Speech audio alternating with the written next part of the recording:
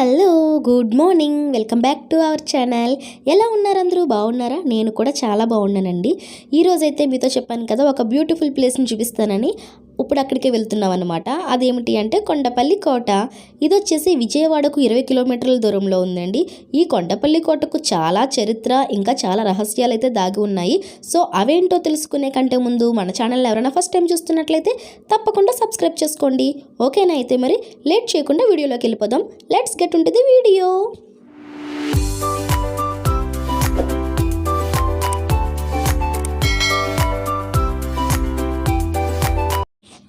కోటలోకి enter అయిన తర్వాత మనకి వ్యూ అయితే ఈ విధంగా ఉంటుందండి. చాలా పెద్దదన్నమాట. మనకి వ్యూ అయితే ఈ విధంగా ఉంటుంది. కోటలోకి ఎంటర్ అవ్వడానికి మనకైతే టికెట్ అయితే ఉందండి. పెద్దవాళ్ళకి 30 రూపీస్ అండ్ కిడ్స్కి వచ్చి 10 రూపీస్. సో ఇప్పుడు మనం లోపలికి వెళ్ళిన తర్వాత లోపల మనకి ఈ కోట యొక్క చరిత్ర గురించి డీటెయిల్డ్గా ప్రతిదీ కూడా మనకి అర్థమయ్యే విధంగా డీటెయిల్డ్గా ఉంటుందన్నమాట. అండ్ మనకి కొండపల్లి అనగానే గుర్తొచ్చే మరొక విషయం ఏంటి అంటే కొండపల్లి బొమ్మలు. సో ఈ కోటలో మనం ఆ బొమ్మల్ని కూడా చూడొచ్చు. అండ్ నెక్స్ట్ దీని యొక్క చరిత్ర అండ్ దీని రహస్యాల గురించి తెలుసుకోవాలి అంటే ముందుగా కొండపల్లిని చాలామంది రాజులు అయితే పరిపాలించారండి. అందులో మొదటగా రెడ్డి రాజులు ఆనభీమారెడ్డి కోటను నిర్మించారట. తర్వాత ఆయన నుంచి ఒరిస్సా రాజులు ఆక్రమించుకొని పరిపాలించారట. ఆ తర్వాత వారిద్దరు కుమారులో మధ్య జరిగిన యుద్ధంలో ఒక కుమారుడు సుల్తాన్ల సహాయం తీసుకున్నారట. ఆ తర్వాత కొండపల్లి మహమ్మదీ రాజులు పరిపాలించేవారట. మహమ్మదీ రాజుల కాలంలోనే కోటకు చాలా మరమ్మతులు జరిపారట. ఆ తర్వాత దీనిని కుతుబ్ కుతుబ్ షా, గోల్కొండ ప్రభువైన కుతుబ్ కుతుబ్ షా కూడా ఆక్రమించుకొని పరిపాలించారట. ఇబ్రహీం కులాబ్ కుతుబ్ షా కూడా కోటకు మెరుగులు దిద్దడం వల్ల కొండ క్రింద ప్రాంతంలో ఆయన పేరు మీద ఇబ్రహీం పట్నం అని గ్రామాన్ని కూడా నిర్మించారట. కుతుబ్ కుతుబ్ షా కాలంలోనే కోటకు కట్టుదిట్టమైన ఏర్పాట్లు చేసి చెరువులు త్రవ్వించి నీటి సౌకర్యం కూడా కల్పించారట. ఇలా కొండపల్లి కోటను మొఘల్ చక్రవర్తులు, ఔరంగజేబు, గోల్కొండ నవాబులు ఇలా చాలామంది యుద్ధాలు జరిగిన తర్వాత ఈ కొండపల్లి కోట తెల్లదొరల చేతికి చిక్కిందంట. చివరగా 1767లో బ్రిటిష్ వారి ఆధ్వర్యంలో ఇక్కడ సిపాయిలకు శిక్షణ ఇచ్చేవారట. తర్వాత శిక్షణా సంస్థను కూడా మూసివేశారంట. చివరిగా 1962లో ఆంధ్రప్రదేశ్ రాష్ట్ర పురావస్తు శాఖకు దీన్ని రక్షణ కట్టడంగా ప్రకటించారంట. సో ఎంతోమంది రాజులు కుట్రలకు కుతంత్రాలకు ఇది నీడగా నిలిచిందనమాట ఈ కోట. ఇంకా ఈ కోట వెనక గృహల్లో చాలా రహస్యాలు అయితే దాగి ఉన్నాయట. సో రాజుల మధ్య జరిగిన యుద్ధంలో ఆ రాణివాసంలోని మహిళలు తప్పించుకునేందుకు కోట నుంచి 50 కిలోమీటర్ల దూరంలో ఆవిరిపల్లెకి 30 కిలోమీటర్ల మేర మంగళగిరికి స్వరంగ మార్గాలు త్రవ్వించేవారట. ఆ మార్గంలో కోటలోని రాణులు మహిళలు తప్పించుకునేవారట. ఈ కోటలోని రహస్యాలు ఛేదించేందుకు చాలామంది ప్రయత్నం చేసి విఫలమయ్యారట. ఆ కొండల వెనుక ఉన్న గృహల్లో చాలా నిధి నిక్షేపాలు ఉన్నాయని చెప్పి చాలామంది దాన్ని వెతికి తీయడానికి ప్రయత్నించినా ఆ ప్రయత్నాలు ఏవి కూడా ఫలించలేదని చెప్పేసి అంటున్నారనమాట. సో అలా ప్రయత్నం చేసిన వల్ల చాలామంది ప్రాణాలు కూడా పోగొట్టుకున్నారట. చాలామంది గృహాల్లో వెళ్ళడం వల్ల ఊపిరి ఆడక వెనక్కి తిరిగి వచ్చిన వాళ్ళు కూడా ఉన్నారట. సో ఇప్పటికీ కూడా ఆ కొండ గృహాల్లో ఉన్న రహస్యం ఏంటో ఎవరికీ తెలియలేదు. సో ఇంకా